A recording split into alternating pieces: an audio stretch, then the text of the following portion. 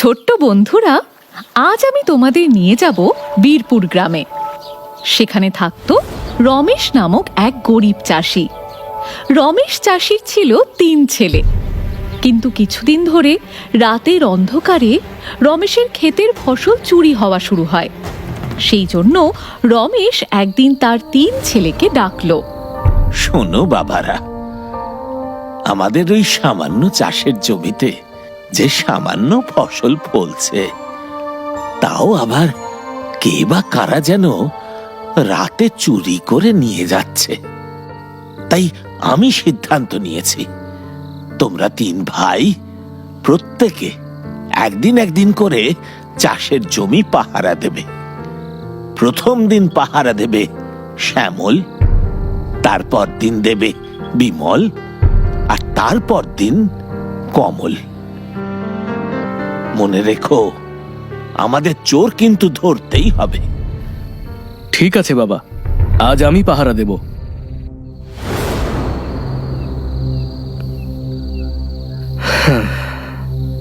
রাত তো অনেক হলো, কই কাউকে তো দেখলাম না চুরি করতে আসতে।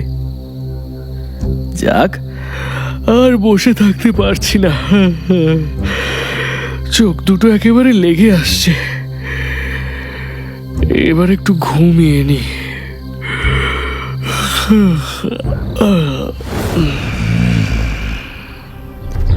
এই যে শ্যামল, তোমাকে আমি ফসল পাহারা দিতে পাঠিয়েছিলাম, আর তুমি কি না পাহারা না দিয়ে সারা রাত ঘুমোলে।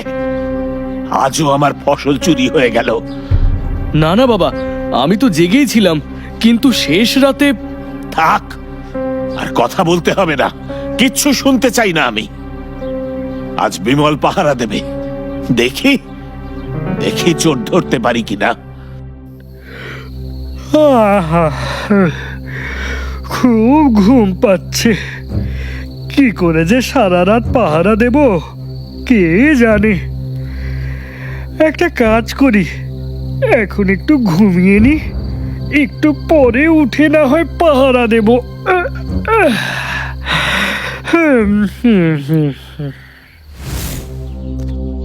হায় হায় হায় হায় হায়, আজও আমার জমির ফসল চুরি হয়ে গেল। আর তুমি বিমল এখানে সারা রাত ঘুমিয়ে কাটালে। বাবা, আসলে একটু চোখ লেগে গেছিল, কিন্তু কখন যে সকাল হয়ে গেল বুঝতেই পারিনি।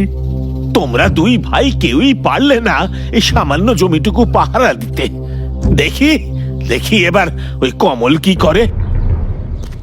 বাপ রে, কি অন্ধকার, কিন্তু কাউকে তো দেখতে পাচ্ছি না। তাহলে জমির ফসল কে চুরি করে? যাই, একবার জমির চারপাশটা দেখে আসি তো। কিসের যেন একটা আওয়াজ শুনতে পাচ্ছি। আরেকটু এগিয়ে গিয়ে দেখি তো। ওরে বাছা ধন, এইসব তোমার কাণ্ড? রাতের অন্ধকারে জমির ফসল খেয়ে নেওয়া? দাঁড়াও, দেখাচ্ছি তোমার মজা। এবার আমি তোমার পিঠের ওপর এমন ভাবে বসবো যে তুমি 1000 চেষ্টা করলেও আমার হাত থেকে পালাতে পারবে না। যতই লাফাও, আজ আমি তোমায় ছাড়ছি না। তুমি যেখানেই যাবে আমিও তোমার সাথে যাব। চুপি চুপি রোজ রোজ গরিবের জমির ফসল খেয়ে যাও। তোমার লজ্জা করে না? দেখাচ্ছি তোমার মজা। ছেড়ে দাও আমায়, মাফ করো। আজ আমি তোমার কাছে ধরা পড়ে গেলাম। এখন থেকে তুমিই আমার মালিক। তোমার পায়ে পড়ি, তুমি আমায় বেঁধো না। তুমি তোমার বাড়ি নিয়ে চলো আমায়, সেটাই বরং ভালো। সে তো বটেই, নিয়ে তো যাবই, কিন্তু 3 দিন পরে আমি তোমায় আমার 2টো ছানা দেব, কিন্তু তার বদলে তুমি আমায় মুক্তি দেবে। রাজি তো? কিন্তু ওই ছানা দুটো নিয়ে কি করব আমি? শোনো তাহলে, বড় ছানাটি হবে যেমন সুন্দর তেমন শক্তিশালী। ইচ্ছে করলে তুমি তাকে বেচেও দিতে পারো, কিন্তু ছোট ছানাটিকে কখনো তুমি হাতছাড়া করো না। কিন্তু কেন? ওর মধ্যে এমন এক শক্তি থাকবে যা তোমাকে সব রকম বিপদ আপদ থেকে বাঁচাবে। ও হবে তোমার সত্যিকারের বন্ধু। ঘোড়াটার গায়ে রং হবে সবুজ। দেখতে খারাপ হলেও ঘোড়াটাকে ভালোবেসো, কিন্তু দেখবে সেও তোমায় ভালোবাসবে। সত্যি? ঠিক আছে, চলো তবে দেখা যাক। কমল বাড়িতে গিয়ে তার বাবাকে দেখালো ওই ঘোড়াটাকে। তাকে বাড়ির পেছনে গোয়াল ঘরে রাখার ব্যবস্থা করা হলো। কমল নিজেই ঘোড়াটিকে দেখাশোনার কাজ করত। ঠিক তার 3 দিন পরে কমল গোয়াল ঘরে গিয়ে দেখলো ঘোড়ার 2টো ফুটফুটে ছানা হয়েছে, একটা সাদা একটা সবুজ। এই দেখো আমার ছানা। শোনো, এরা একটু বড় হলে এই বড় ছানাটিকে কোনো রাজার কাছে বেচে দিও। আচ্ছা বন্ধু, তোমায় অনেক ধন্যবাদ। আজ থেকে তুমি মুক্ত। তোমার যেখানে ইচ্ছে সেখানে চলে যাও।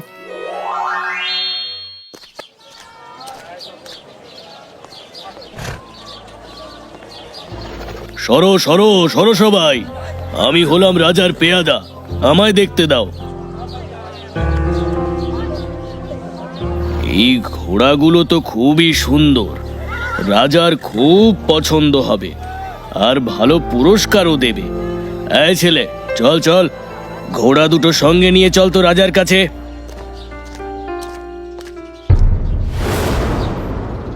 রাজামশাই, এই ঘোড়া দুটো দেখে খুব ভালো লাগলো, তাই নিয়ে এলাম।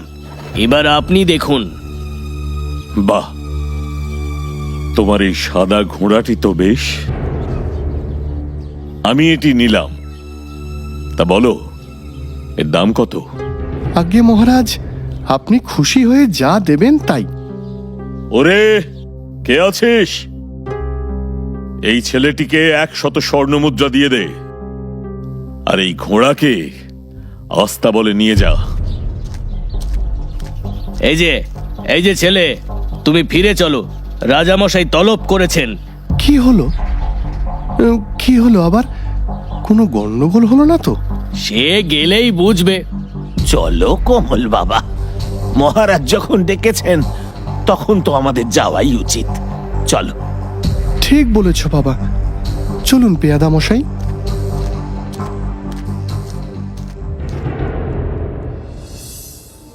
মহারাজ, আপনি আমায় ডেকেছেন? এই যে ছেলে, তোমার নামটা কি বলো তো? আগে কমল মহারাজ। শোনো কমল, তোমার ঘোড়া আস্তা বলে হইচই বাঁধিয়েছে, আমার সহিসকে তো নাকাল করে তুলেছে। পা তুলে লাফিয়ে ঝাঁপিয়ে একসা কাণ্ড। যা বুঝলাম, এই ঘোড়া সামলানো যার তার কাজ নয়। তোমার ঘোড়া তোমাকেই সামলাতে হবে, বুঝতে পারছো? বুঝেছি মহারাজ। তাহলে আজ থেকে তুমি আমার সহিস হয়ে এখানেই বাস করবে। তোমার বাবাকে বাড়ি চলে যেতে বলো। মহারাজ, আমার একটাই নিবেদন, আমার এই সবুজ ঘোড়া আমার সঙ্গেই থাকবে। বেশ, আমার তরফ থেকে কোনো অসুবিধে নেই, থাকবে। কমল তার ভালো কাজের জন্য রাজার কাছে বেশ সুনাম অর্জন করে।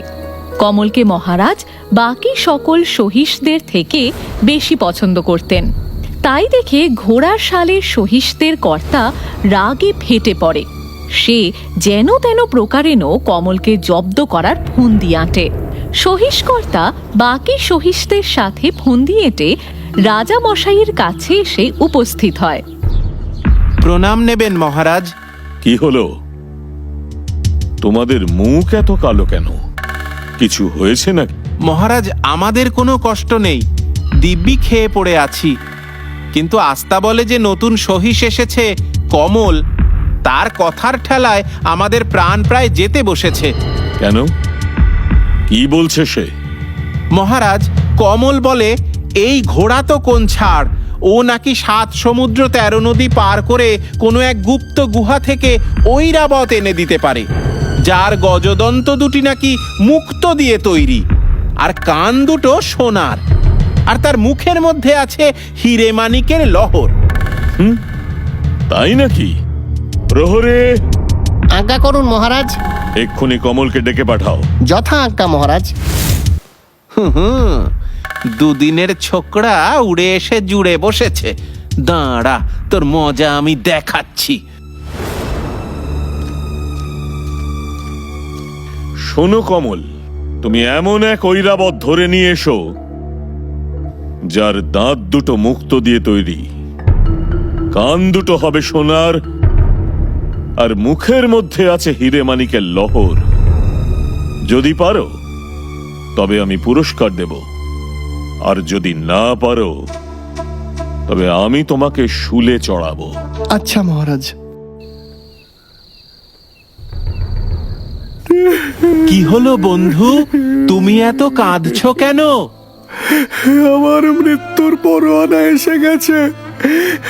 রাজার হুকুম, এমন এক ঐরাবত আনতে হবে যার দাঁত মুক্ত দিয়ে তৈরি, কান দুটো সোনার, আর মুখের মধ্যে হিরে মানিক্যের লহর।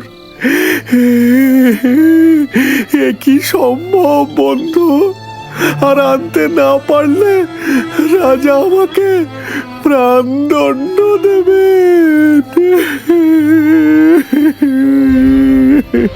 এই কথা, এর জন্য তুমি কেঁদে ভাসাচ্ছ? কোনো চিন্তা নেই বন্ধু, আমি তো আছি। তুমি শুধু রাজার কাছ থেকে সোনালি গম আর রশি জোগাড় করে নিয়ে এসো, তারপর দেখো কি করি।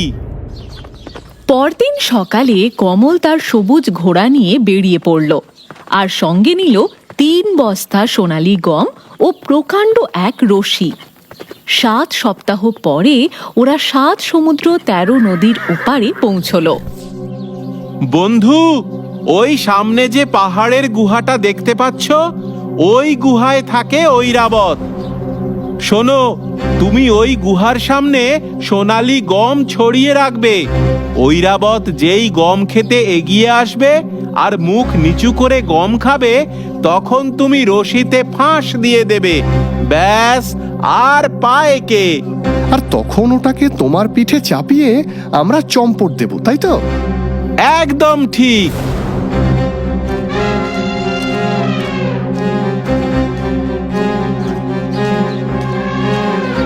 এইভাবে ঐরাবত কমলের ফাঁদে ধরা পড়ল।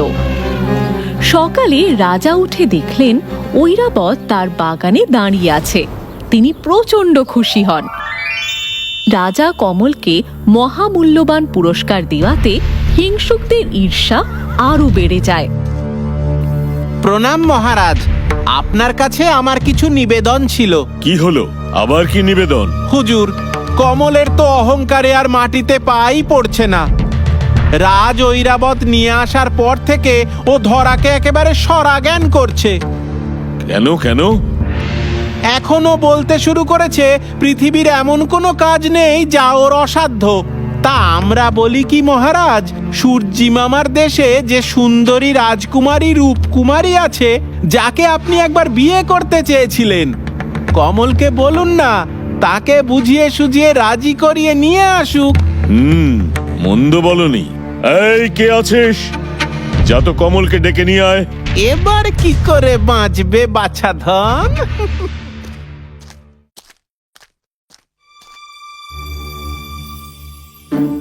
মহারাজ, আমায় তলব করেছেন? এই যে কমল, শোনো, তোমায় পৃথিবীর ওপারে সূর্যি মামার দেশে গিয়ে রূপকুমারী রাজকন্যাকে বুঝিয়ে সুঝিয়ে রাজি করিয়ে নিয়ে আসতে হবে, বুঝেছো? রাজি করিয়ে আনতে পারলে তোমার কোনো অভাব থাকবে না, আর না আনতে পারলে শুলে চড়াবো, মনে থাকে যেন। আজ্ঞে মহারাজ। কি বন্ধু, এবার কি বিপদ কাঁধে করে নিয়ে এলে, বলো? মহারাজের হুকুম, পৃথিবীর ওপারের সূর্যি মামার দেশ থেকে রাজকুমারী রূপকুমারীকে বুঝিয়ে সুঝিয়ে নিয়ে আসতে হবে। আচ্ছা বলো তো, ধরে বেঁধে নিয়ে আসা যায়, কিন্তু রাজি করিয়ে কাউকে কখনো নিয়ে আসা যায়?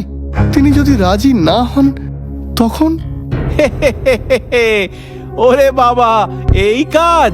কোনো চিন্তা করো না, তুমি শুধু রাজার কাছ থেকে একটা সোনার তাবু, 4টে সোনার থালা আর দেবভোগ্য মিষ্টি নিয়ে এসো। আমি তোমায় একটা দৈব গোলাপ দেব কাল, সেটাও সঙ্গে নিও। তারপর দেখো কি হয়। বটে। এবার ঘুমিয়ে পড়ো, কাল ভোরবেলা বেরোবো।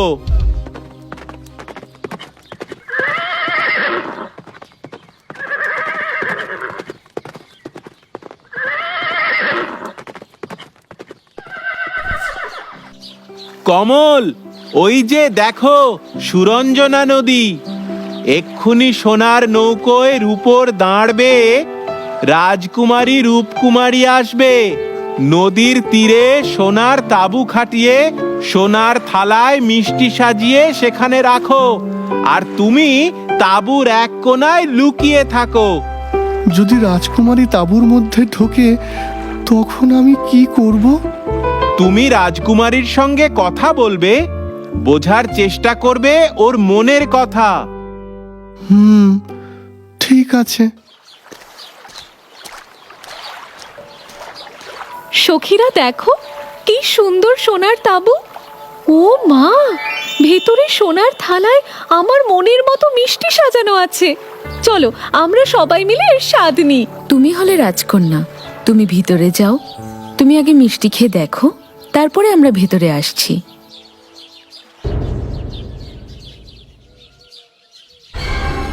এ কি? কে তুমি? আমার হাত ধরেছো কেন? আমার নাম কমল। তুমি আমায় ভয় পেও না, আমি তোমায় কিছু দিতে চাই। এই নাও। রাজকুমারী, আমি পৃথিবী থেকে এই সূর্যি মামার দেশে এসেছি তোমার সঙ্গে বন্ধুত্ব করতে। যদি তুমি এই ফুলটি গ্রহণ করো তবে বুঝবো তুমি আমার বন্ধু হলে। রাজকুমারী কমলের ফুল গ্রহণ করে আর সবুজ ঘোড়ায় চেপে রওনা দেয়।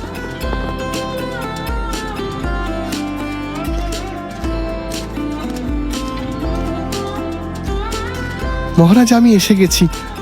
সাথে করে নিয়ে এসেছি সূর্যি মামার দেশের রাজকুমারী রূপকুমারীকে। বাহ বাহ কমল, তুমি তো আমার স্বপ্ন সত্যি করে তুললে।